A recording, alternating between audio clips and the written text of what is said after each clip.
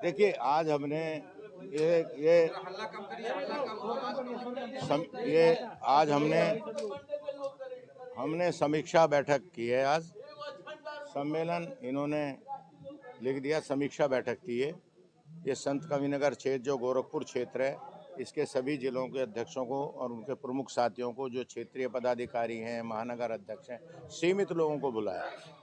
और समीक्षा में हमारा यही कहना है कि संगठन को मजबूत करो, अपनी ताकत बनाओ। चूँकि हम एनडीए में हैं, अभी 27 में चुनाव आ रहा, तो 27 के चुनाव में हम ऐसा काम करें कि एनडीए और मजबूत हो। लोकदल जब मजबूत होगा तो एनडीए मजबूत होगा। और मैं आपको याद दिलाना चाहता हूं कि पश्चिम में हम सब लोग जीत गए थे। पश्चिम में हम जीत गए थे, पूरब और मध्य में हम चुनाव थोड़ा गड़बड़ हो गया था। हम पूरब और मध्य में भी इतना लोकदल को मजबूत करेंगे कि आगे आने वाले समय में एनडीए मजबूत हो और दोबारा एनडीए की सरकार उत्तर प्रदेश में बने। जयंत चौधरी जी की इतनी ताकत बन जाए उत्तर प्रदेश में कि उनके बिना, उनकी मदद के बिना कोई सरकार न बन पाए। ये लोकदल का प्रण है और ये लोकदल का प्रयास है। एनडीए की सरकार 2014 से चल रही है। 2014 में भारतीय जनता पार्टी का किसानों की बात अभी आप कर रहे थे, किसानों के लिए एक घोषणा पत्र जारी था जो क्षेत्रीय स्तर पे कोल्ड स्टोरेज की व्यवस्था की जाएगी। लेकिन एनडीए की सरकार अभी तक है और अभी तक किसी क्षेत्र में नींव तक नहीं रखी गई है। इस पे क्या कहेंगे आप? अब आपने मेरे संज्ञान में सवाल लाया, मैं मुख्यमंत्री जी से इस बारे में बात करूंगा। ये बिल्कुल सही बात है कि जब उनके घोषणा पत्र में 14 में ये बात थी तो उसको लागू करना चाहिए।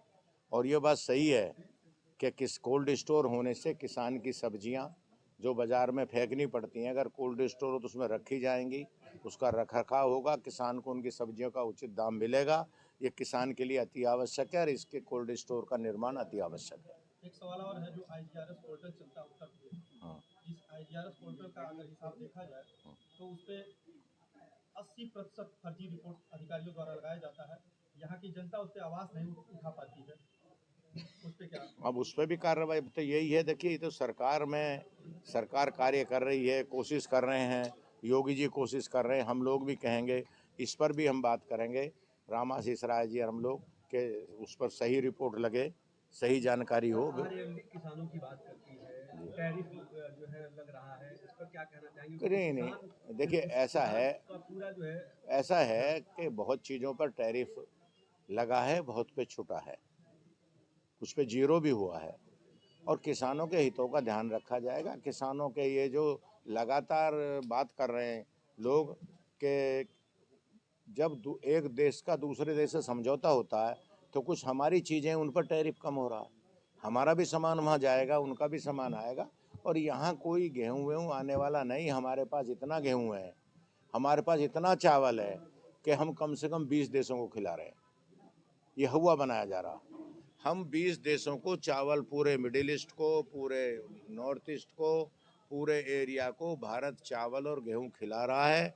हमारे किसानों ने भंडार भरे रखे हैं, उनको और ताकत देने की ज़रूरत है। वो इतना गेहूं पैदा करें कि अमेरिका के किसान की तरफ हमें देखना ही नहीं पड़े। मैं महाराज जी का, योगी आदित्यनाथ जी का धन्यवाद करता हूं कि उन्होंने किसान को गन्ने में राहत दी। पहली दफ़ा ऐसा हुआ है कि मिल चलने से पहले गन्ने का रेट तय किया गया। और जो आरएलडी की डिमांड थी, हमने कहा था कि 400 गन्ने का होना चाहिए, वो उन्होंने मांगी। आरएलडी की तरफ से मैं योगी आदित्यनाथ का शुक्रिया अदा करता हूं कि उन्होंने उत्तर प्रदेश के गन्ना किसान को राहत दी। और बाकी किसानों के जो काम है वो भी हम मुख्यमंत्री से बात करेंगे। लोकदल के वक्त समय समय पर रहते हुए उनको चेताते हैं, उनसे बात करते हैं। और उन्होंने विधानसभा में कहा कि गन्ने के डिमांड मेरे से लोकदल के लोगों ने की, पर वो मुझे धन्यवाद नहीं दे रहे हैं, विधानसभा में बोल नहीं रहे। उन्होंने एक सवाल खड़ा किया और बात सही थी उनको कि हमारे मांग पर उन्होंने 400 रुपये किया। तो मैं आज आपके द्वारा उनके शहर में, गोरखनाथ जी की नगरी में, उनकी पीठ पर आज उनका शुक्रिया अदा करता हूं और कहता हूं कि वो इसी तरह किसानों का फायदा करते रहेंगे, किसानों की मदद करते रहेंगे। योगी आदित्यनाथ जी का बहुत धन्यवाद, बहुत बहुत शुक्रिया।